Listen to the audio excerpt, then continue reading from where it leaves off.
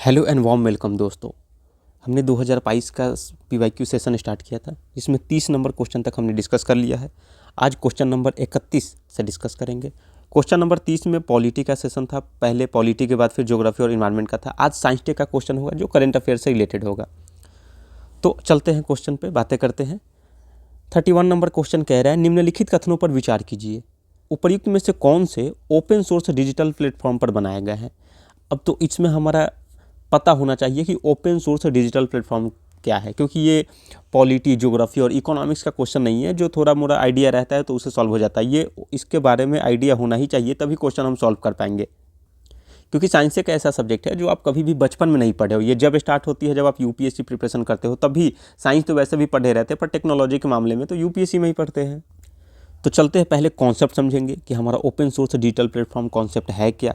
फिर उसके बाद हम एक एक ऑप्शन के एनालिसिस करेंगे और फिर इसमें एलिमिनेट करके देखेंगे कि क्या चारों सही है या फिर जो ऑप्शन सही है उस पर बातें करेंगे। ठीक।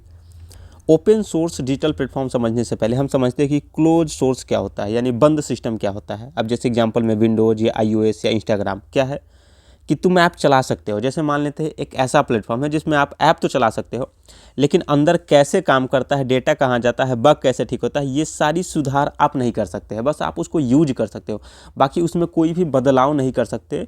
कोई भी ऐसा सिस्टम जिसमें आप बदलाव नहीं कर सकते, बस उसका यूज कर सकते, वो होती है क्लोज सिस्टम, कहते हैं उसको, बंद सिस्टम कहा जाता है। मतलब इसका जो भी सुधार, मैप, वो जो होता है कि उसमें सॉफ्टवेयर है वो कंपनी के पास ही है, किसी और के पास नहीं है। जो भी सुधार कर सकता है वो जो कंपनी बनाया है, निर्माता कंपनी है, वही सुधार कर सकता है। उसके बाद है हमारा ओपन सोर्स, खुला सिस्टम क्या होता है। तो ओपन सोर्स का मतलब होता है कि ऐप का पूरा नक्शा, मान लेते कोई ऐप ये बनाया, अब उस ऐप में कोई भी देख सकता है, जांच कर सकता है, सुधार सुझा सकता है उसके बारे में कि ऐप का सॉफ्टवेयर कैसे बना है, क्या फीचर है उसमें, कैसे कैसे उसमें सुधार हो सकता है, कैसे कार्य कर सकता है। ये ओपन सोर्स का मतलब है कि कोई भी उस पर आकर के उस पर काम कर सकता है, सुधार कर सकता है, जांच कर सकता है। और डिजिटल प्लेटफॉर्म का मतलब है कि कोई प्लेटफॉर्म या बेस, जैसे फ्लिपकार्ट क्या हो गया, एक डिजिटल प्लेटफॉर्म हो गया। कोई भी जैसे एक डिजिटल प्लेटफॉर्म अलग अलग मामलों में अलग अलग होती है। तो ओपन सोर्स डिजिटल प्लेटफॉर्म की बात करें तो ओपन सोर्स डिजिटल प्लेटफॉर्म जिसमें सोर्स कोड होता है, सार्वजनिक होता है। जो सोर्स कोड जो होता है, मान लेते हैं कि कोई कोड यूज करके, मान लेते हैं 1 2 3 4 कुछ भी एक ऐसे कोड यूज करके एक बनाया गया सोर्स, कि ये कोई ऐप बनाया गया। अब वो सोर्स कोड जो है सार्वजनिक होता है, क्योंकि इसमें अगर सुधार करना हो, कुछ जांच पड़ताल करना हो, देखना हो, तो कोई भी कर सके। इसीलिए कोई भी उससे देख, जांच और सुधार कर सकता है। किसी एक कंपनी का पूर्ण नियंत्रण नहीं होता है इस पर। ठीक। तो ओपन सोर्स में ध्यान रखें, सबसे उसकी महत्वपूर्ण विशेषता यह है कि किसी एक कंपनी का जो है पूर्ण नियंत्रण नहीं। क्यों? क्योंकि उसमें कोई भी देख सकता है, जांच कर सकता है, सुधार कर सकता है। तो ये हमारा ओपन सोर्स प्लेटफॉर्म है। तो अब ओपन सोर्स डिजिटल प्लेटफॉर्म पूछ रहा है, फिर उसमें से पूछ रहा है कि आरोग्य सेतु, कोविन, डिजिलॉकर और दीक्षा, क्या इन चारों में से कौन कौन से जो है वो ओपन सोर्स डिजिटल प्लेटफॉर्म है। तो इस टाइप के क्वेश्चन ऑप्शन में जो है, अगर इस तरीके का ऑप्शन दिया हो तो इसमें ओपन सोर्स डिजिटल प्लेटफॉर्म में एक ऐसा सुविधा दिया जाता है, चाहे इस तरीके का क्वेश्चन प्रायः ऐसा ही पूछा जाता है जिसमें सभी सही हो, जैसे आरोग्य सेतु भी, कोविन भी, डिजिलॉकर भी, दीक्षा भी। क्योंकि ओपन सोर्स डिजिटल प्लेटफॉर्म पूछ रहा है तो उसके लिए अब कितना बच्चों को पता रहेगा, एक स्टूडेंट को, कि कौन सा ओपन सोर्स है, नहीं है, क्या हर चीज़, हर एक टेक्नोलॉजी के बारे में तो नहीं जान सकता है। तो इसीलिए इस तरीके के ऑप्शन में प्रायः सभी ऑप्शन सही रहते हैं। अब हम एक एक ऑप्शन पर बातें करते हैं। पहला है हमारा आरोग्य सेतु ऐप है। अब आरोग्य सेतु के बारे में समझते हैं। कोविड-19 के दौरान लॉन्च किया गया था। किसे? तो आरोग्य सेतु एक ऐप है। ठीक। Health surveillance and contract tracing जो है, कॉन्टैक्ट ट्रेसिंग ऐप है ये, कि आपका हेल्थ की जांच पड़ताल करेगा, हेल्थ में क्या जानकारी है वो देखता है। ओपन सोर्स कैसे बात करते हैं, भारत सरकार ने इसको 2020 में लॉन्च किया। इसका सोर्स कोड गिट हब पर सार्वजनिक किया गया, यानी ट्रांसपेरेंसी, प्राइवेसी और ट्रस्ट बढ़ाने के लिए इसको ओपन किया गया है। तकनीकी आधार क्या है? तो ओपन सोर्स कंपोनेंट्स है, एपीआई सार्वजनिक, यानी कम्युनिटी ऑडिट संभव है। यानी इसका सीधा सा मतलब है कि ये एक ऐसा प्लेटफॉर्म है, आरोग्य सेतु ऐप है, जिस पे सरकार ने जो है सोर्स कोड जो है, जो मेन बेसिक चीज़ होती है जिससे कोई देख सके, जांच पड़ताल कर सके, वो ओपन रखा हुआ है। दूसरा है हमारा कोविन। कोविन किससे रिलेटेड है? तो कोविन भी हमें पता है कि कोविड-19 से ही रिलेटेड है ये। तो कोविन क्या है कि जैसे मान लेते हैं कि वैक्सीन लगवाने के लिए रजिस्टर करो, स्लॉट बुक करो, फिर सर्टिफिकेट उसमें मिलता था, तो ये सब एक ही सिस्टम से जुड़ा हुआ था कोविन से। ठीक, अब कोविन को ओपन सिस्टम, ओपन सोर्स क्यों माना गया, ओपन सोर्स डिजिटल प्लेटफॉर्म, क्योंकि ये कहा कि हम अपना एपीआई जो उसका मेन सोर्स कोड है वो ओपन कर रहा है, जिससे पेटीएम, आरोग्य सेतु, उमंग सब कोविन से जुड़ सके, अपना देखभाल कर सके, जांच, यहाँ तक कि उपभोक्ता भी उससे जुड़ सकते हैं। डिजी लॉकर की बात करें तो डिजी लॉकर क्या है कि जैसे मार्कशीट उस पर अपलोड होता है, बहुत सारे डिजी लॉकर क्या है, एक ऐप है जिसमें बहुत सारे डॉक्यूमेंट्स होते हैं, आधार कार्ड वगैरह इससे जुड़ा हुआ रहता है। तो ये क्या होता है कि ओपन सोर्स से क्यों है कि कोई भी सरकारी विभाग जो है डिजी लॉकर से जुड़ सकता है, प्राइवेट कंपनियां भी ओपन एपीआई से जुड़ सकती है। ऑब्वियसली बात है, कोई भी सरकारी विभाग जुड़ेगा तभी तो वो अपना डॉक्यूमेंट उस पर ऐड करेगा, या फिर प्राइवेट कंपनियां जुड़ेगी तभी तो उस पर अपना डॉक्यूमेंट ऐड करेगी। और दीक्षा, तो दीक्षा जो है वो स्टडी से रिलेटेड है कि एक ऑनलाइन क्लास चल रही है, मतलब ऑनलाइन शिक्षा को लेकर के है। इसमें क्या क्या है, तो शिक्षक जुड़ सकते हैं, राज्य सरकार, कंटेंट क्रिएटर सब एक साथ जुड़ सकते हैं। तो एक ऐसा प्लेटफॉर्म जिससे बहुत सारे एक साथ जुड़ सकते हैं, मतलब ओपन सोर्स है, जिसमें सुधार किया जा सकता है, जांच पड़ताल या आप अपना कुछ ऐड कर सकते हो, तो वो होती है ओपन सोर्स डिजिटल प्लेटफॉर्म। तो हमने समझा कि ओपन सोर्स क्या होती है, क्लोज सोर्स क्या होती है, ओपन सोर्स डिजिटल प्लेटफॉर्म समझ लिया। तो इस तरीके की आंसर में प्रायः सभी होती है 1, 2, 3, 4, यानी आरोग्य सेतु भी, कोविन ऐप, डिजी लॉकर और दीक्षा, ये सभी क्या है, तो ओपन सोर्स डिजिटल प्लेटफॉर्म है। तो ये जो एपीआई जो ऊपर दिया हुआ था, इस एपीआई का मतलब होता है एप्लीकेशन प्रोग्रामिंग इंटरफेस, यानी जो उसका मेन इंटरफेस है वो ओपन कर दिया जाता है सभी के लिए। अब चलते हैं नेक्स्ट क्वेश्चन पे। नेक्स्ट क्वेश्चन हमारा पूछ रहा है साइंस टेक से, ये वेब 3.0 के संदर्भ में निम्नलिखित कथनों पर विचार कीजिए। अब पूछ रहा है कि कौन से सही है, 1, 2, 3, 3 ऑप्शन वाले स्टेटमेंट है। तो हमें इसमें से प्रायः अगर एक गलत ऑप्शन मिल जाता है तो आप तुरंत सही एलिमिनेशन, सही ऑप्शन पे चले जाओगे। उसके अलावा अब आप ऑप्शन देखो, इसमें 2 दिया हुआ है, इसमें भी 2, इसमें 2, इसमें 3। तो अब आप इस तीनों में से आपको क्या पता है, इस तीनों में से आपको पता है कि मिनिमम 2 तो सही है ही, क्योंकि ऑप्शन में ही कह रहा है कि इसमें भी 2 है, इसमें भी 2 है, इसमें भी 2 है, इसमें 3 है। तो हो सकता है तीनों सही हो, पर इसमें मिनिमम 2 तो जरूर सही होंगे, यानी एक नहीं हो सकता है, कोई 2 होगा, या तो ये होगा, नहीं तो ऐसे होगा, कोई भी इसमें 2 ऑप्शन सही होगा। तो वेब 3.0 के बारे में पूछ क्या रहा है वो बातें करते हैं। वेब 3.0 जो है प्रौद्योगिकी से व्यक्ति अपने स्वयं के आंकड़ों पर नियंत्रण कर सकता है, यानी वेब 3.0 प्रौद्योगिकी एक ऐसी सिस्टम है जो व्यक्ति जो है स्वयं के आंकड़ों पर नियंत्रण कर सकता है। दूसरा, इससे संसार में ब्लॉकचेन आधारित सामाजिक नेटवर्क हो सकते हैं। तीसरा कह रहा है कि वेब 3.0 किसी निगम द्वारा, यानी किसी कंपनी द्वारा परिचालित होने की बजाय प्रयोक्ताओं, यानी जो उपयोगकर्ता है उसके द्वारा जो है सामूहिक रूप से परिचालित किया जाता है। तो अब हम इसमें समझेंगे क्या, कीवर्ड क्या है मेरा। तो सबसे पहले तो वेब 3.0 कॉन्सेप्ट समझेंगे है क्या। अब ये देखेंगे कि ये इस फंक्शन कैसे करता है, फंक्शन कैसे करता है, अगर वो देख लेंगे तो ये तीनों का हमारा आंसर मिल जाएगा। उसके बाद हम इसको कंपेरिजन करेंगे 2.0 से एंड 1 से, तो मतलब जैसे 1.0 से ये तीनों से कंपैरिजन करेंगे तब आएंगे कॉन्सेप्ट। अब चलते हैं समझते हैं कॉन्सेप्ट क्या है वेब 1.0। इसका मतलब है रीड ओनली वेब, यानी ऐसा वेबसाइट या ऐसा networking online system, internet system जो 1990 के दशक में लाया गया था, जिसे सिर्फ पढ़ा जा सकता था। वेबसाइट क्या था, तो डिजिटल अखबार जैसे। यूजर कौन थे, तो दर्शक होते थे। तो जिसमें वेब 1.0 यानी जो सबसे पहला वेब था उसमें केवल पढ़ा जा सकता था, 1990 के दशक में आया था। अब एग्जाम्पल के तौर पे देखें तो पुरानी स्टैटिक वेबसाइट जो जिस पे केवल पढ़ा जाता था। वेब 2.0 क्या था, तो रीड भी कर सकते थे और राइट भी कर सकते थे आप, यानी लिख भी सकते थे, पढ़ भी सकते थे। 2000 से अब तक ये अभी जारी है। इस पर पढ़ा जा सकता है, लिखा जा सकता है, पोस्ट, लाइक, कमेंट किया जा सकता है। एग्जाम्पल के लिए फेसबुक हो गया, इंस्टाग्राम हो गया, ट्विटर, यानी एक ऐसा वेबसाइट, प्लेटफॉर्म या नेटवर्क प्रणाली जिस पे आप लिख भी सकते हो, पढ़ भी सकते हो, जैसे फेसबुक हो गया, और कमेंट वगैरह भी कर सकते हो। पर वेब 1.0 में क्या था कि उसमें बस आप केवल लिख सकते हो, भले पढ़ सकते हो, उसमें लिख नहीं सकते आप। अब वेब 2.0 का जैसे एग्जाम्पल है फेसबुक, इंस्टाग्राम, ट्विटर, बहुत सारे ऐसे हो सकते हैं जिसमें आप पढ़ सकते हो, लिख सकते हैं। लेकिन ध्यान देने योग्य बात क्या है कि डेटा जैसे आप यूज तो कर रहे हो, पर डेटा आपका नहीं है, वो डेटा किसका है, कंपनी मालिक का है, कि जिसने बनाया है उसी के लिए। क्योंकि ये कितना लिमिट दे रहा है, तो बस आपको पढ़ने और लिखने तक का, यानी कमेंट करने का, शेयर वगैरह करने का, ये सब लिमिट दे रहा है आपको। उसके जो इंटरनल डेटा में है उसमें हस्तक्षेप करने की अनुमति नहीं देता है ये। वेब 3 वो क्या है, यानी वेब 3.0 रीड, राइट और ऑन, यानी आप रीड भी कर सकते हो, राइट भी कर सकते हो और आप ऑन भी कर सकते हो, यानी आप अपना स्वामित्व भी बनाकर रख सकते हो। जैसे इमर्जिंग फ्यूचर में अभी यही चल रहा है। तो ऑन मतलब स्वामित्व की ऐसा वेबसाइट जिसको आप यूज भी कर सकते हो, उस पर रीड, राइट सब कर सकते हो और आप उसका स्वामित्व भी बरकरार रख सकते हो अपने पास उसका। तो यदि वेब 3.0 की कोर फिलॉसफी की बात करें तो इसमें डेटा, पहचान और नियंत्रण, ये तीनों जो है किसके पास होगा, तो यूजर के पास होगा। जैसे आप यूजर करता हो तो आप डेटा भी कंट्रोल कर सकते हो, पहचान भी, और उस पर नियंत्रण भी मेंटेन कर सकते हो। तो वो सारी चीज़ें किसके पास होगी, तो यूजर के पास होगी।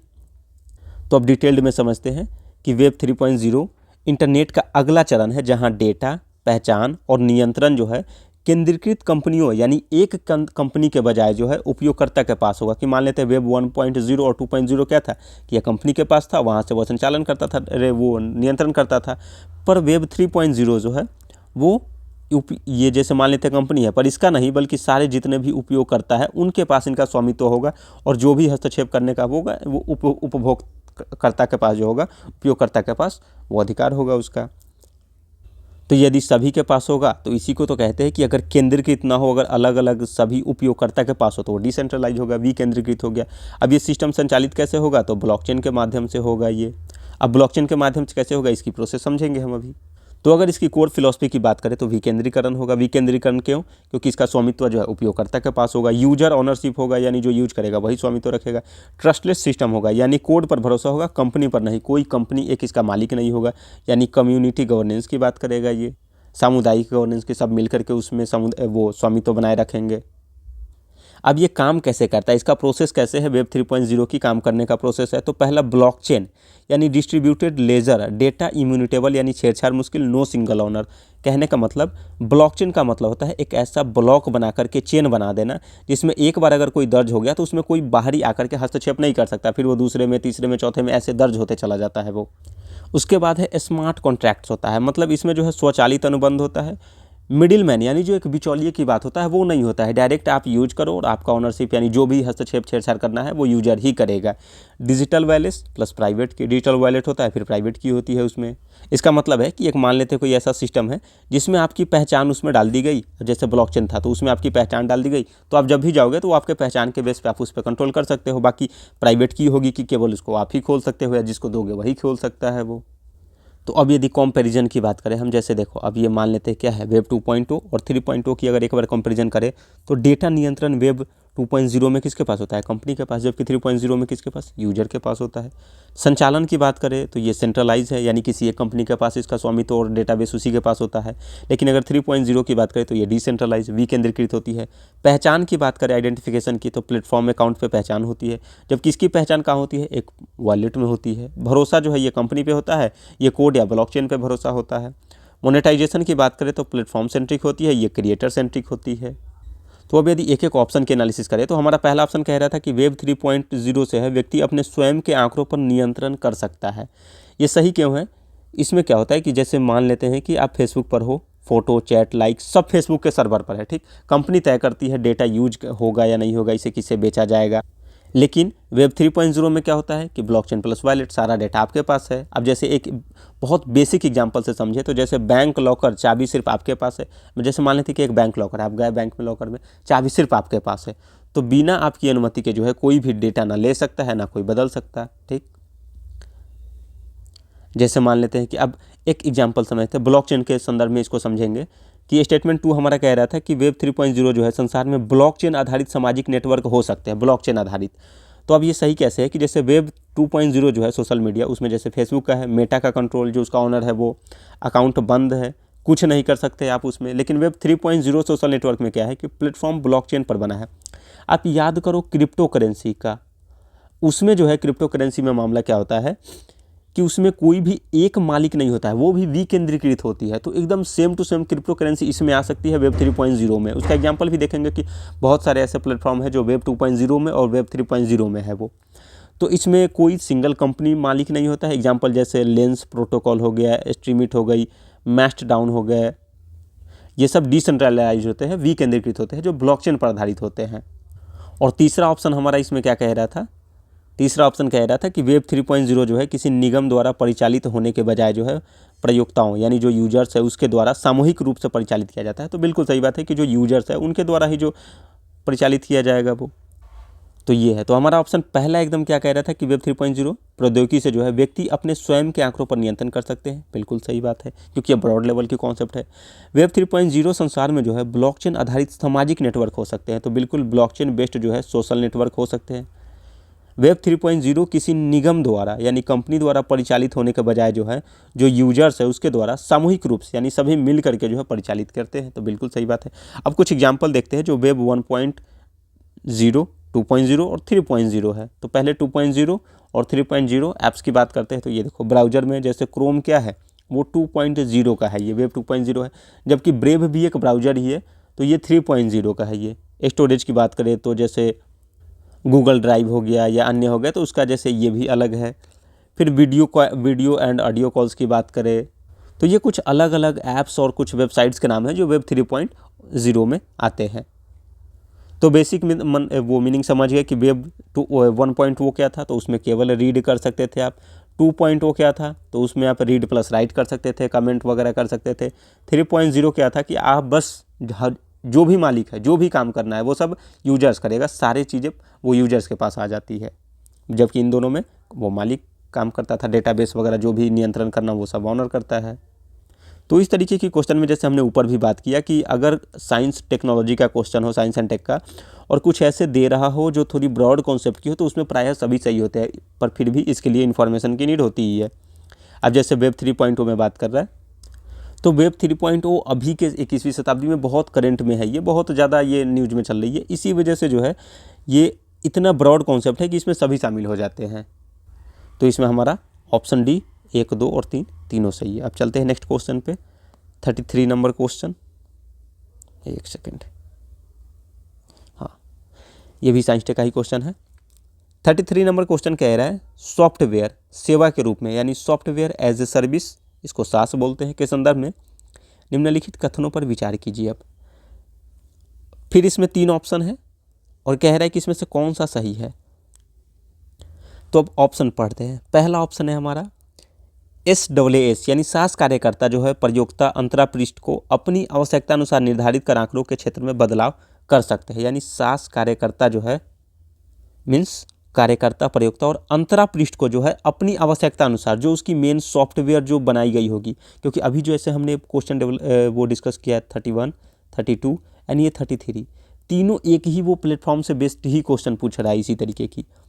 तो कह रहा है कि अंतरापृष्ठ को अपनी आवश्यकता अनुसार निर्धारित कर आंकड़ों के क्षेत्र में बदलाव कर सकते हैं, क्या कर सकते हैं या नहीं कर सकते हैं। दूसरा स्टेटमेंट, सास जो है प्रयोक्ता अपनी चल युक्तियों यानी मोबाइल डिवाइसेज के माध्यम से अपने आंकड़ों तक पहुंच बना सकते हैं, कि आप जिस मोबाइल से जो चीज़ें यूज कर रहे हो, कोई ऐसा प्लेटफॉर्म सास के माध्यम से, तो क्या उसके माध्यम से अपने आंकड़ों तक पहुंच बना सकते हो। आउटलुक, हॉटमेल और याहू मेल सास के रूप में है, इसमें से कौन सा सही है कौन सा गलत है ये पूछ रहा है। तो अभी हमने ऊपर बात किया कि इन सभी तरीके की इस तरीके की क्वेश्चन में अगर प्रायः ऑप्शन ना पता हो तो क्या आंसर होती है। जैसे हमने देखा कि 31 में भी डी था, 32 में भी डी था।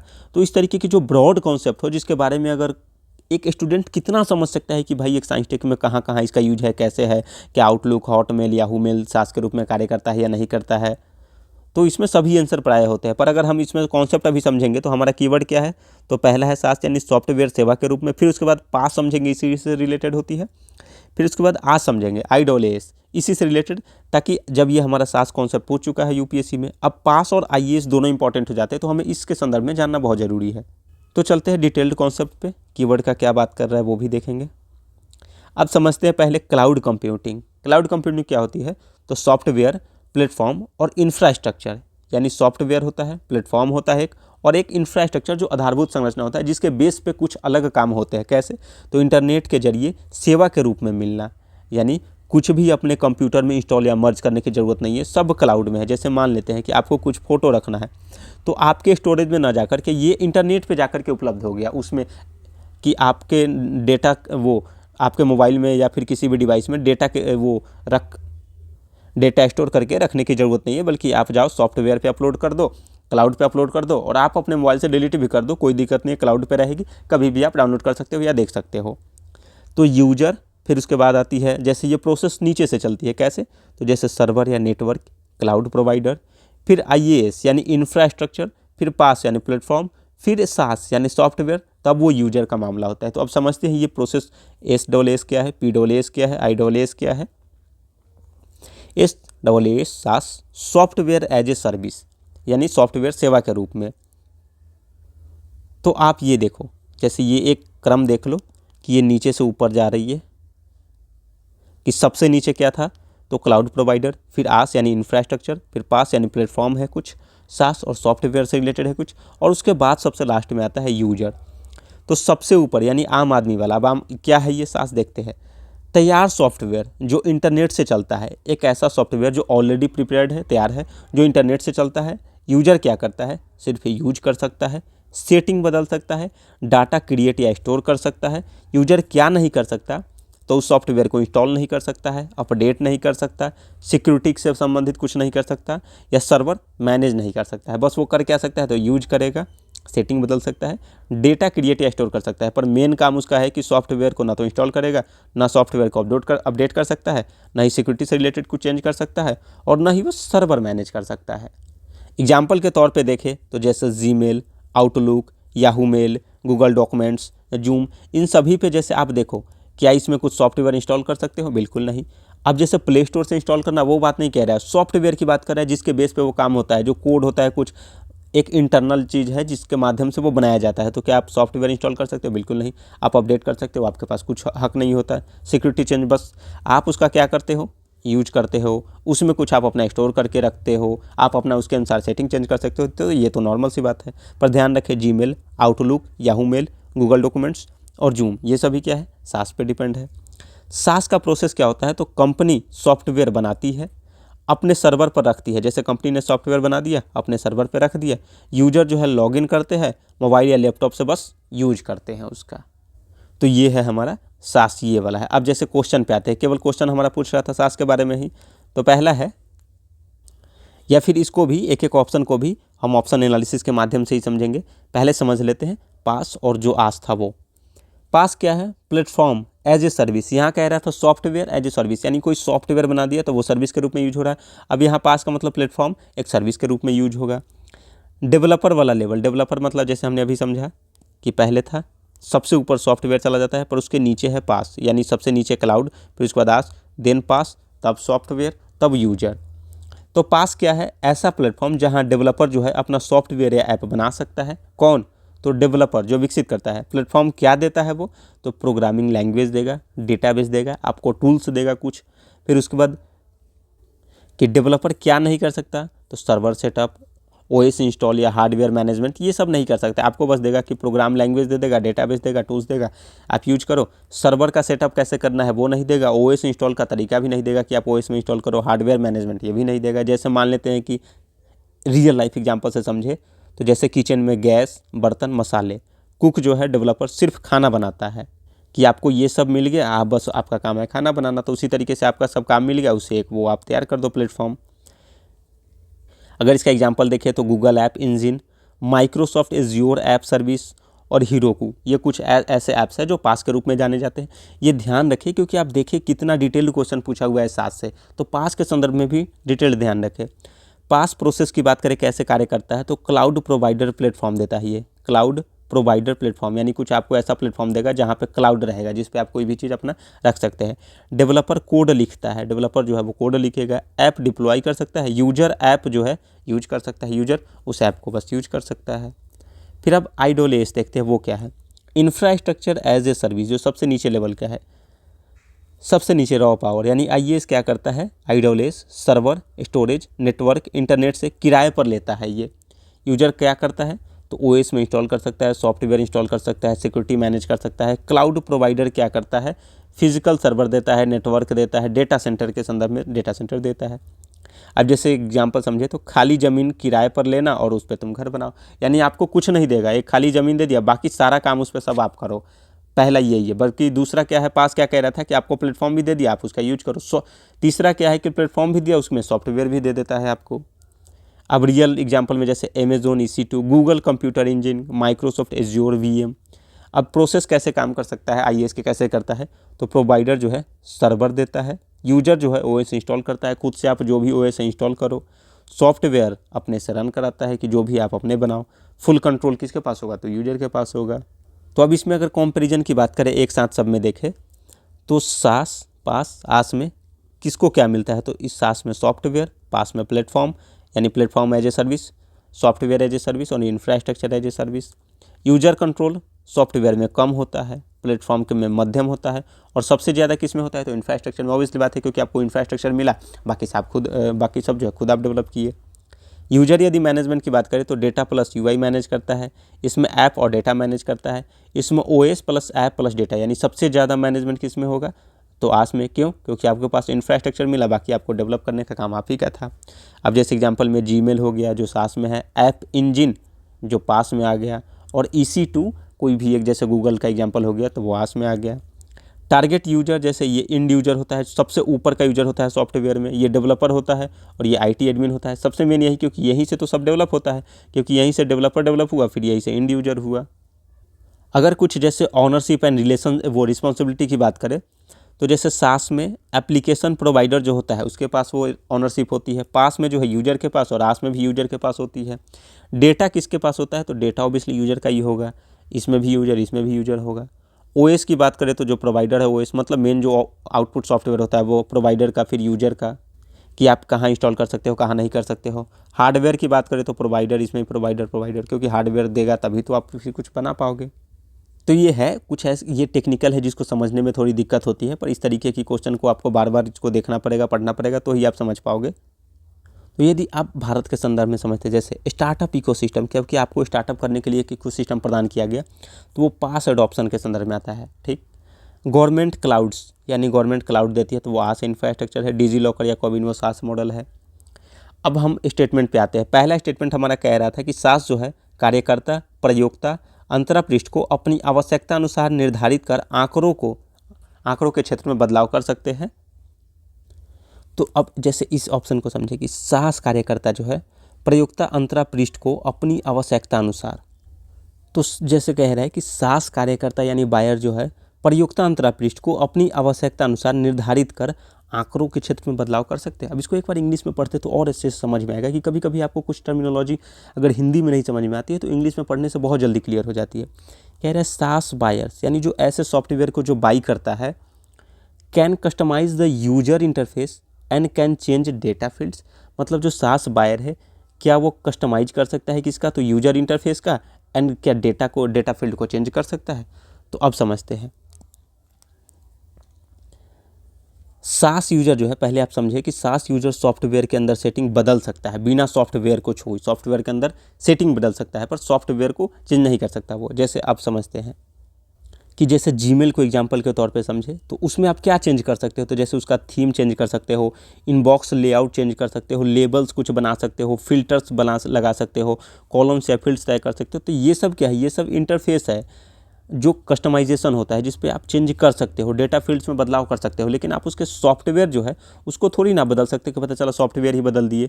तो जो सॉफ्टवेयर खरीदता है उसके अंदर ऑब्वियसली बात है, जो सॉफ्टवेयर खरीदेगा उसके अंदर कुछ ना कुछ चेंज तो करेगा ही, वो मालिक अगर है उसका तो बिना सॉफ्टवेयर के छुए उसमें डेटा का बदलाव कर सकता है। बिल्कुल सही बात है।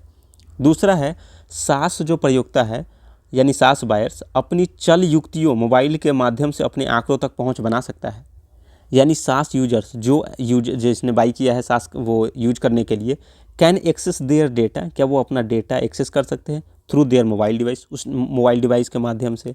तो अपनी चल युक्त हो यानी मोबाइल डिवाइस के माध्यम से अपने आंकड़ों तक पहुंच बना सकते हैं। तो बिल्कुल सही बात है, जब आप अपने डेटा में चेंज कर सकते हो तो पहुंच भी तो बना सकते हो। जैसे सास कहाँ रहता है तो क्लाउड सर्वर पे। इसका फ़ायदा क्या है तो डिवाइस इंडिपेंडेंट एक्सेस होता है, कि आप किसी भी डिवाइस में मान लो तो कि इस डिवाइस में आपने क्लाउड लॉगिन किया, ये डिवाइस आपका खत्म हो गया, किसी और डिवाइस में जाओ वो क्लाउड लॉगिन करो जीमेल के माध्यम से तो वो सारी डेटा इस पर आ जाएगी।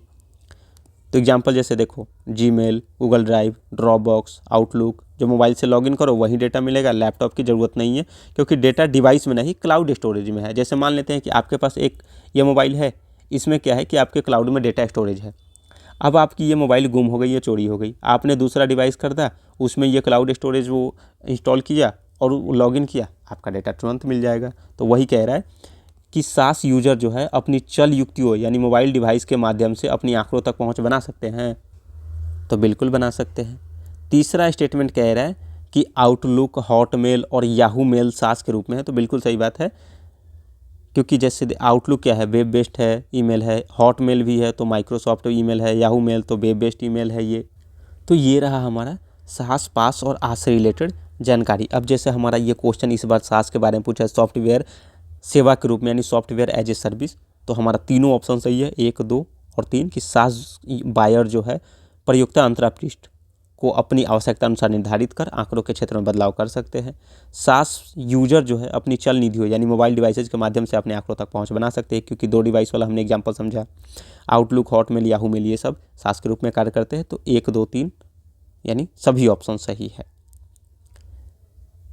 तो जैसे अब कुछ एग्जाम्पल समझते हैं कि अब जैसे देखो सास के रूप में क्या हो गया, तो जीमेल वगैरह हो गया, फिर पास का कुछ एग्जाम्पल है, फिर आस का कुछ एग्जाम्पल है, तो ये सब होती है। तो हमारा इसमें सभी ऑप्शन सही है। अब चलते हैं 34 नंबर क्वेश्चन। निम्नलिखित कथनों में से कौन सा एक जनसंचार माध्यमों में, जो अभी जनसंचार माध्यमों में बहुचर्चित प्रभाजी कक्षीय बमबारी प्रणाली के आधारभूत विचार को सर्वोत्तम रूप से प्रतिबिंबित करता है? अब ये है क्या? प्रभाजी कक्षीय बमबारी प्रणाली। साइंस, टेक, इकोनॉमिक्स और इन्वायरमेंट 3 ऐसे सब्जेक्ट हैं जिनको प्रायः अगर आपको क्वेश्चन में कन्फ्यूजन होता है हिंदी में, तो आप उसका इंग्लिश ज़रूर देखें। थोड़ा टाइम लगेगा, आपको मैनेज करना पड़ेगा खुद, पर जब कुछ ऐसे टर्म हैं जो अगर आपको हिंदी में क्लियर नहीं हो रहे, अगर आप इंग्लिश में देखोगे तुरंत वो समझ में आ जाएगी वो। तो अब हम ऑप्शन पढ़ते हैं। इसको कहते हैं फ्रैक्शनल ऑर्बिटल बम्बार्डमेंट सिस्टम। ठीक, पहला ऑप्शन कह रहा है कि अब प्रभाजी कक्षीय बमबारी प्रणाली चर्चा में क्यों है, किस कारण से? तो पहला इसका मतलब क्या होता है कि अंतरिक्ष में अतिध्वनिक मिसाइल का प्रमोशन, अतिध्वनिक मिसाइल, तो अतिध्वनिक मिसाइल का प्रमोशन पृथ्वी की तरफ बढ़ते हुए क्षुद्र ग्रह का सामना, यानी पृथ्वी की तरफ बढ़ते हुए क्षुद्र ग्रह का सामना कर उसका अंतरिक्ष में ही विस्फोटन कराने के लिए किया जाता है। अब इसको इंग्लिश में समझते हैं, इंग्लिश में पढ़ते हैं।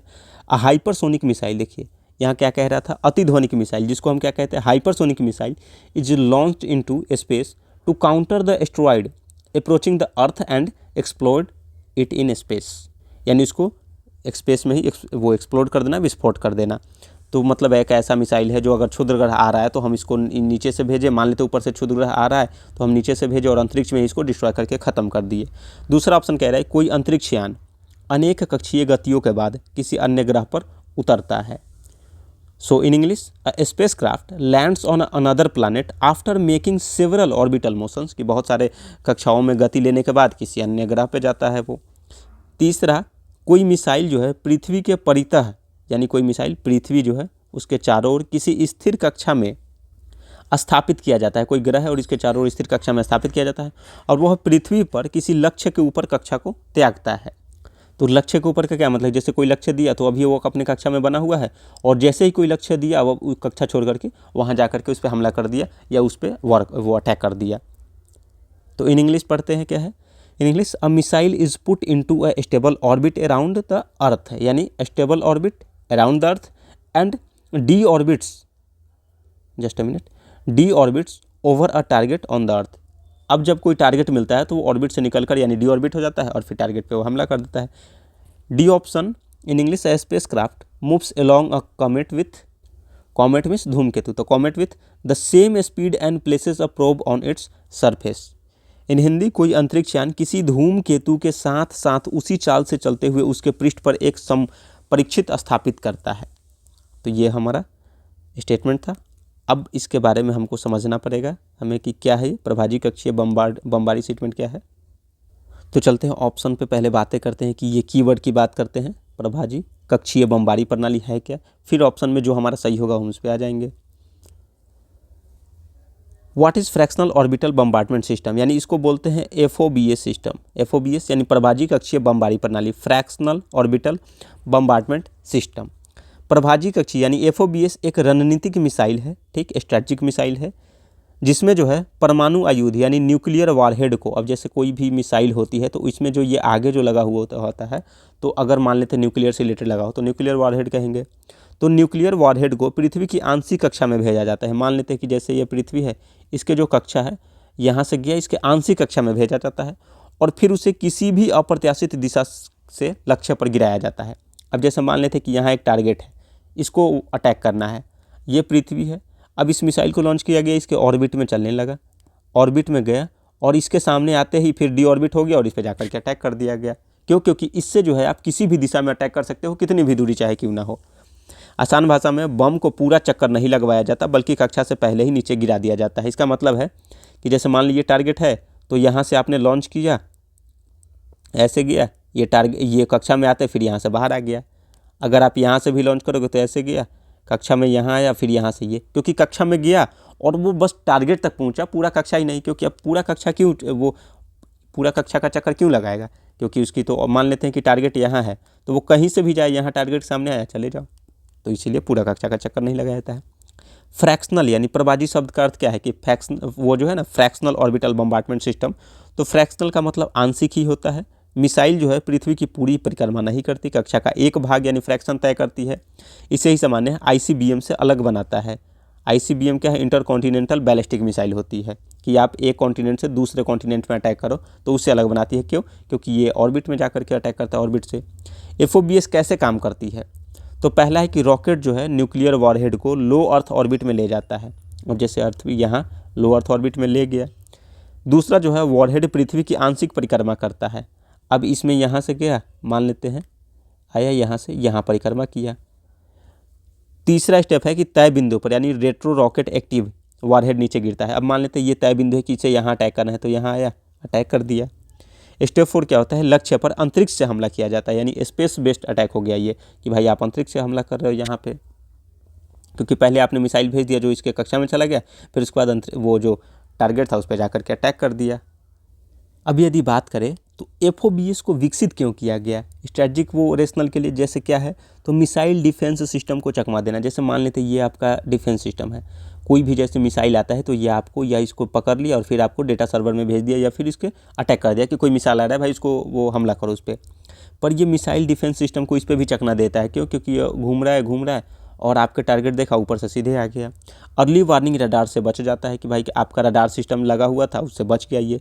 सरप्राइज न्यूक्लियर स्ट्राइक कैपेबिलिटी की अचानक आकर के हमला कर दिया ये, विशेषकर जो है अमेरिका की नॉर्थ फोकस रडार सिस्टम के खिलाफ ये बनाया ही गया था चाइना के द्वारा, इसीलिए न्यूज़ में था कि अमेरिका का जो नॉर्थ फोकस रडार है उससे बचने के लिए किया गया है। कि जैसे मान लेते हैं ये यूएसए है तो उसका जो नॉर्थ फोकस रडार है कि यहाँ वाले क्षेत्र पे ज़्यादा वो ध्यान रखता है, क्योंकि वो रसिया से भी रिलेटेड है, क्योंकि नज़दीक में है वो।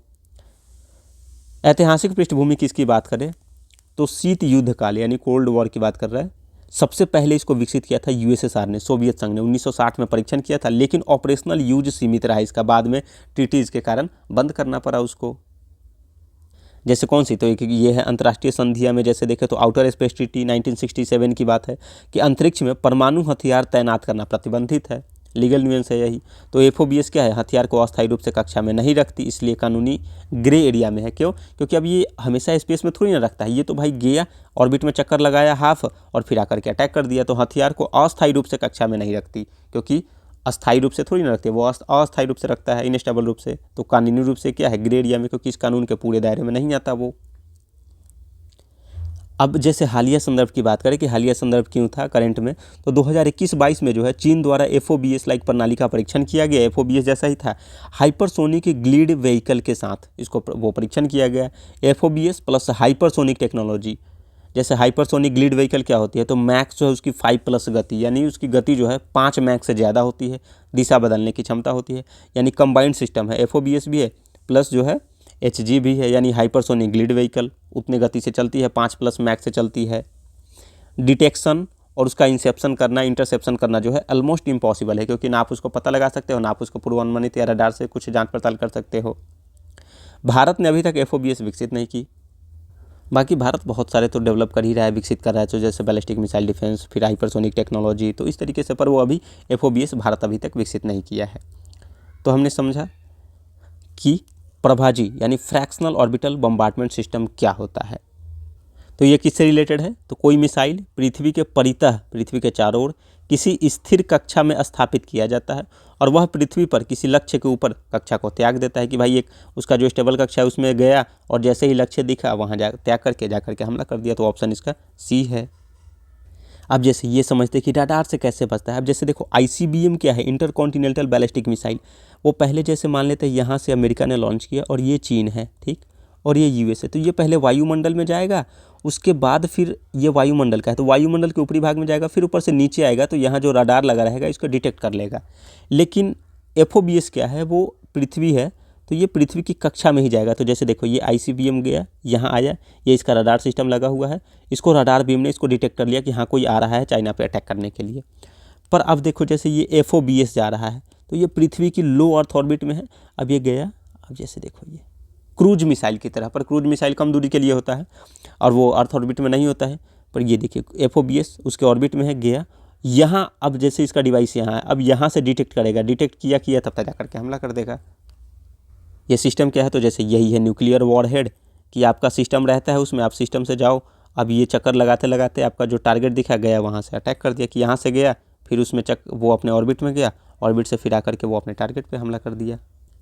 तो FOBS का हमारा ऑप्शन क्या है, सी आंसर है। सभी ऑप्शन को इसीलिए पढ़े क्योंकि सभी ऑप्शन पढ़ेंगे तो इससे हमें फ़ायदा होगा कि हर ऑप्शन से आपको एग्जामिनेशन हॉल में पढ़ना ही पड़ेगा, तो उससे कुछ ना कुछ आइडिया निकलता है कि भाई दिक्कत क्या है। नहीं तो अगर सी पढ़ते फिर डायरेक्ट आंसर पे आ जाते तो उससे उतना कोई बेनिफिट नहीं होती है, क्योंकि ऑप्शन एनालिसिस करना है हमें। अब 35 नंबर क्वेश्चन पे आते हैं। क्यूबिट शब्द का उल्लेख जो है निम्नलिखित में से कौन से एक प्रसंग में होता है? क्या क्लाउड सेवा से रिलेटेड है, क्या क्वांटम संगणन से रिलेटेड है, क्या दृश्य प्रकाश संचार प्रौद्योगिकी से रिलेटेड है, क्या बेतार संचार प्रौद्योगिकी से रिलेटेड है? तो ये संगणन का मतलब होता है कंप्यूटर, यानी तो क्या क्वांटम कंप्यूटिंग से रिलेटेड है। तो अब देखते हैं इसके बारे में, समझते हैं। क्यूबिट, अब क्यूबिट होता क्या है? तो क्यूबिट जो है क्वांटम बिट से बना है। क्वांटम कंप्यूटिंग की मूल इकाई होती है, जो क्वांटम संगणन लिखा हुआ था उसकी मूल इकाई होती है, बेसिक यूनिट है। जैसे पारंपरिक कंप्यूटर में क्या होती है, बिट होती है, उसी तरीके से क्वांटम कंप्यूटर में क्वांटम और प्लस बिट मिलकर के क्यूबिट बन गया। यानी क्यूबिट वह क्वांटम सूचना इकाई है जो 0 और 1 की अवस्थाओं के साथ साथ उनके सुपर पोजिशन में भी हो सकती है।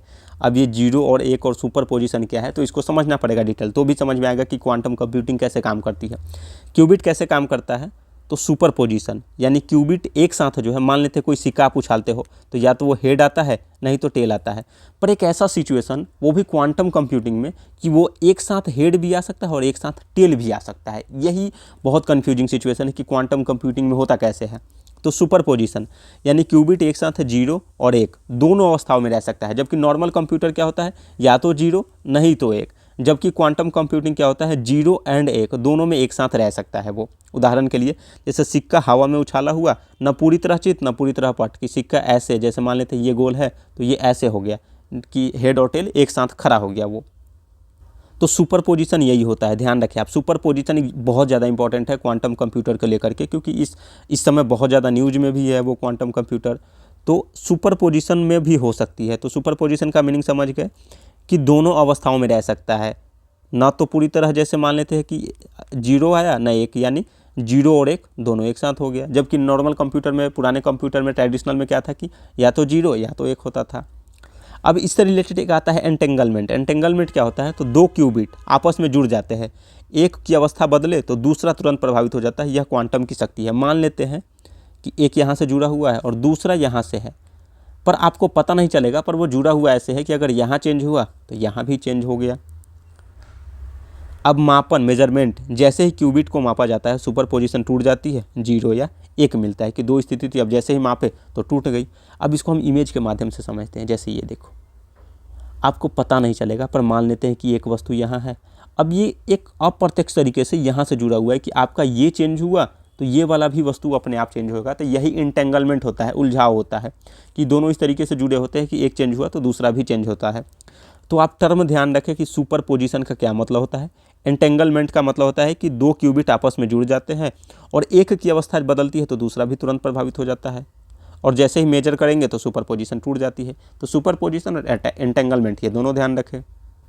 अगर क्यूबिट की पावर की बात करें तो एक क्यूबिट बराबर जो होता है 2 अवस्थाएं होता है, 2 क्यूबिट बराबर 4 अवस्थाएं, n क्यूबिट बराबर 2 पे पावर n अवस्थाएं होती है। तो ये ध्यान रखें कि हमेशा जो है n क्यूबिट हमेशा 2 पे पावर n, यानी जैसे 2 क्यूबिट है तो 2 पे पावर 2 हो गया।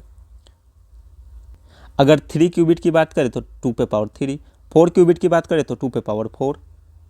तो n क्यूबिट हमेशा उसका 2n अवस्थाएं हो सकती है, यानी 2 पे पावर जो है n की अवस्थाएं उतनी हो सकती है। यही कारण है कि क्वांटम कंप्यूटिंग जो है एक्सपोनेंशियली जो है फास्ट होता है, यानी बहुत तीव्र होता है। अब जैसे कंपैरिजन करते हैं कि जैसे मान लेते हैं बिट और क्यूबिट में, जो बिट जो है क्लासिक बिट होता है, क्यूबिट क्वांटम कंप्यूटिंग का यूनिट है, और बिट जो है वो नॉर्मल कंप्यूटर का क्लासिक का जो एग्जांपल उसका यूनिट था। तो मान इसका होता है 0 या 1 हो सकता है, 0, 1 और दोनों एक साथ भी हो सकता है। प्रकृति क्या है, तो इसकी निश्चित होती है कि या तो 0 या 1 ही होगा। इसकी वो संभाव्य होता है कि भाई 0 1 हो सकता है, 0 भी हो सकता है, 1 भी हो सकता है। भौतिक आधार क्या है, तो ये ट्रांजिस्टर और यह परमाणु, फोटोन या इलेक्ट्रॉन बेस्ड होता है। शक्ति तो इसकी सीमित और इसकी अत्यधिक शक्तिशाली, ऑब्वियसली बात है, क्वांटम कंप्यूटर की बात हो रही है। यानी भारत के संदर्भ में बात करें क्यूबिट के संदर्भ में, तो नेशनल क्वांटम मिशन चलाया जा रहा है NQM, जो 50 से 1000 क्यूबिट क्वांटम कंप्यूटर्स बनाना है। समय क्या है, तो 2023 से लेकर के 2031 तक। प्रमुख संस्थान में IISc यानी इंडियन इंस्टीट्यूट ऑफ साइंस, फिर IIT, फिर CDAC है। मतलब 2-3 संस्था है जो मिलकर के चला रही है। तो अब इस प्रोसेस को ना एक बार बहुत डिटेल में समझते हैं। डिटेल में समझते हैं इसीलिए है क्योंकि अब ये सुपर पोजिशन ना क्वांटम कंप्यूटिंग के हिसाब से बहुत ज़्यादा इंपॉर्टेंट हो गया हुआ है। तो सुपर पोजिशन के संदर्भ में समझे तो पहले क्लासिकल दुनिया के समझते हैं कि जो पहले की काम कैसे करते थे। तो क्लासिकल बीट यानी सामान्य कंप्यूटर में बीट या तो 0 होगा या तो 1 होगा, कोई तीसरा ऑप्शन नहीं है इसमें। जैसे मान लेते हैं बल्ब कर लेते हैं एग्जांपल, तो या तो आप ऑन करोगे नहीं तो ऑफ करोगे, इसके अलावा आपके पास कोई और ऑप्शन है? या तो स्विच ऑफ करो या तो स्विच ऑन करो, तभी बल्ब जलेगा। तो ऑन करोगे तो जलेगा, ऑफ करोगे तो नहीं जलेगा, इसके अलावा और कोई ऑप्शन नहीं है, बीच की कोई स्थिति होती नहीं है। अब क्वांटम दुनिया में प्रवेश करते हैं। क्वांटम बिट मतलब क्यूबिट 0 भी हो सकता है, 1 भी हो सकता है और 0+1 दोनों एक साथ भी हो सकता है। यानी आप मान लो ऐसा बात कि आप स्विच ऑफ भी कर सकते हो, ऑन भी कर सकते हो, और एक ऐसी तीसरी अवस्था है जो ऑन और ऑफ के बीच में हो सकती है कि दोनों एक साथ हो गया, ऑफ भी हो गया, ऑन भी हो गया। इसको कहते हैं सुपरपोजिशन। मतलब एक साथ कुछ ऐसी संभावना है जिससे आप इमेजिन करना कठिन हो रहा है। जैसे देखिए आप सिक्का उदाहरण के तौर पे लेते हैं। सिक्का मेज पर रखा हुआ है, तो हेड या टेल क्लासिकल एग्जाम्पल है क्लासिकल कंप्यूटर का कि अगर मेज पे है तो या तो हेड होगा नहीं तो टेल होगा, दोनों में से कोई होगा। आपने सिक्का हवा में उछाल दिया, हेड भी हो सकता है, टेल भी हो सकता है। अब तय भी नहीं है कि क्या हो सकता है, हेड या टेल, क्योंकि वो दोनों एक साथ हो सकता है। हवा में उछला सिक्का सुपर पोजिशन स्थिति में रहता है। जैसे ही सिक्का जमीन पर गिरा एक ही परिणाम होगा, इसे कहते हैं मेजरमेंट। कि आपने जैसे ही उस चीज़ को मेजरमेंट कर लिया तो वो सुपर पोजिशन टूट जाता है, उसका टूट गया। अब समझते हैं जैसे कि ये देखो बिट में क्या होता है कि या तो 1 होगा रेड होगा, नहीं तो 0 होगा यानी वो ब्लू होगा। पर क्यूबिट में क्या होगा कि सुपर पोजिशन यानी 1 भी 0 भी, हाफ हाफ हाफ। जैसे देखो 80% 1, 0% भले 20%। तो जैसे ही आपने मेजरमेंट किया तब ब्रेक कर गया। जब अगर यदि आप मेजरमेंट नहीं किए हो पहले सुपर पोजिशन की स्थिति में देखो तो ये देखो दोनों एक साथ बना हुआ है, यानी 0 भी 1 भी और दोनों एक साथ भी है। तो यही सुपर पोजिशन होती है। तो यदि एक बहुत सिंपल डेफिनेशन की बात करें तो सुपरपोजिशन वह क्वांटम अवस्था है जिसमें क्यूबिट एक साथ 0 और 1 दोनों अवस्थाओं में मौजूद रहता है जब तक कि उसका मापन ना किया जाए। यदि मापन नहीं करेंगे तो दोनों अवस्था में रहेगा, जैसे ही मापन किए तो वो टूट जाता है, वो सुपरपोजिशन स्थिति टूट जाती है। अब समझते हैं एंटेंगलमेंट को कि एंटेंगलमेंट क्या है। तो मान लेते हैं कि 2 सिक्के हैं, एक दिल्ली में और एक मुंबई में है। ठीक, 2 सिक्के आपके पास है और एक दिल्ली में और एक आपके दोस्त के पास मुंबई में है। अगर दिल्ली वाला सिक्का बदले तो मुंबई वाले सिक्के पर कोई असर नहीं होगा। ये क्लासिकल दुनिया में था, क्लासिकल कंप्यूटर में था कि आपने अपना सिक्का कोई चेंज किया तो आपके पास, आपके दोस्त के पास जो सिक्का है उसमें कोई परिवर्तन नहीं हुआ। बट अब मान लेते हैं कि इसको अगर आप क्वांटम कंप्यूटिंग में समझे तो आपके पास सिक्का था, मान लेते हैं उसका कलर था रेड, और आपके दोस्त के पास जो सिक्का था मान लेते हैं उसका कलर था ब्लू, ये ब्लू कलर हो गया। अब जैसे ही और ये बॉक्स में बंद था। अब कोई चीज़ ऐसे कलर के नॉर्मल मान लेते हैं कि इस दोनों इसी कलर के बॉक्स में बंद है, तो अब दोनों को पता नहीं है, एक सिक्का आपके पास है एक सिक्का आपके दोस्त के पास है, पर पता नहीं है कि दोनों का कौन है। इसको पता तभी चलेगा जब आपने ये बॉक्स खोला तो आपको पता चला कि अच्छा ये तो रेड है, तो आप उसको बिना जाने हुए सीधे समझ गए कि हाँ उसके पास ब्लू ही होगा। जैसे समझते हैं जुड़ी हुई गेंद का उदाहरण लेते हैं कि एक लाल नीली गेंद की जोड़ी बनाई गई। जैसे मान लेते हैं ये लाल, जैसे यही एग्जांपल लेते हैं कि ये लाल है और नीली गेंद जुड़ी हुई है। एक दिल्ली भेजी गई, जैसे उसमें लाल गेंद को मान लेते हैं दिल्ली भेजी गई और एक जो उसमें जुड़ा हुआ पार्ट था उसका ब्लू, उसको न्यूयॉर्क भेजा गया। जब तक यदि खोला नहीं जाएगा, मान लेते हैं अगर दिल्ली वाला नहीं खोलेगा या फिर न्यूयॉर्क वाला नहीं खोलेगा, तब तक रंग तय नहीं, तब तक आपको पता ही नहीं चलेगा कि किसके पास क्या है। जैसे ही दिल्ली में खोली लाल पता चल गया तो उसी क्षण न्यूयॉर्क वाली स्थिति में आपको बिना देखे पता चल गया कि वो नीली है, बिना सिग्नल भेजे बिना समय लिए। यही है इंटेंगलमेंट। ये क्वांटम कंप्यूटिंग का है, बहुत टफ कंसेप्ट है और इसे इमेजिन करना पड़ेगा अभी, क्योंकि ये प्रैक्टिकल लेवल और एप्लीकेशन लेवल पे नहीं आ रहा है इसी वजह से। जैसे ये इंटेंगलमेंट है, एक स्थिति ऐसी है कि यहाँ कुछ ऐसा प्रभाव, जैसे आपने मान ली इसे देख लिया तो दूसरे के बारे में अपने आप पता चल जाता है, वो प्रभाव उस पर प्रभावित हो जाता है कि एक स्थिति यहाँ पता चली दूसरा प्रभावित हो गया। जैसे ये रेड है तो ये ब्लू है, कि एक सिचुएशन में एक वस्तु पे आपको पता चला और दूसरा अपने आप पता चल गया। वस्तु कहना गलत होगा। इंटेंगलमेंट में क्या खास है, तो सूचना भेजी नहीं जाती है, फिर भी कोरिलेशन जो है तुरंत दिखता है। आइंस्टीन ने इसे कहा था spooky action at A distance, यानी आइंस्टीन साहब ने क्या कहा था कि स्पूकी एक्शन, कि दोनों को एक साथ एक्शन हो गया कि चाहे कहीं भी रख दे कितनी भी डिस्टेंस पे, उससे कोई फ़र्क नहीं पड़ता है। अगर एक वस्तु चेंज हो गया एक, तो वहाँ दूसरा भी चेंज हो जाएगा। अब जैसे इसको क्वांटम कंप्यूटिंग से समझे तो क्यूबिट ए और क्यूबिट बी इंटेंगल होते हैं। अब इसमें जो है वे दूर भेजे जाते हैं। मान लेते हैं कि ए और बी दोनों को दूर भेजा गया, ए को मापा जाता है, जैसे ही ए को मापा चला गया बी को बिना मापे उसके बारे में पता चल गया, दूसरे की अवस्था तुरंत तय हो जाती है। तो अगर एंटेंगलमेंट की अगर डेफिनेशन देखें तो एंटेंगलमेंट वह क्वांटम अवस्था है जिसमें दो या अधिक क्यूबिट्स इस प्रकार आपस में जुड़ जाते हैं कि एक की अवस्था मापते ही दूसरे की अवस्था तुरंत निर्धारित हो जाती है, चाहे उनके बीच कितनी भी दूरी क्यों ना हो, चाहे ये इस ब्रह्मांड से उस ब्रह्मांड में क्यों ना होए। हम इसको इतना डिटेल्ड में इसीलिए समझे हैं क्योंकि क्वांटम कंप्यूटिंग अभी बहुत ज़्यादा वो न्यूज़ में है, चर्चा में है, और ये हर जगह इसके लिए मिशन भी चल रहा है, हर दुनिया इसी पे बातें कर रही है। तो हो सकता है अभी वो पूछ लिया क्यूबिट से रिलेटेड, हो सकता है वो सुपर पोजिशन पूछ ले या एंटेंगलमेंट पूछ ले, तो इसीलिए जानना जरूरी था। तो बाकी क्यूबिट शब्द का उल्लेख जो है निम्नलिखित में से किससे प्रयोग होता है, तो क्वांटम कंप्यूटिंग यानी संगणन के लिए। तो आज हम यहीं तक रहने देते हैं, कल भी साइंस टेक का ही क्वेश्चन से स्टार्ट होगी, तो कल के वीडियो में हम डिस्कस करेंगे 36 नंबर क्वेश्चन से। आप सभी यहाँ तक देख के अंत तक बने रहे, इसके लिए बहुत बहुत धन्यवाद। जय हिंद दोस्तों।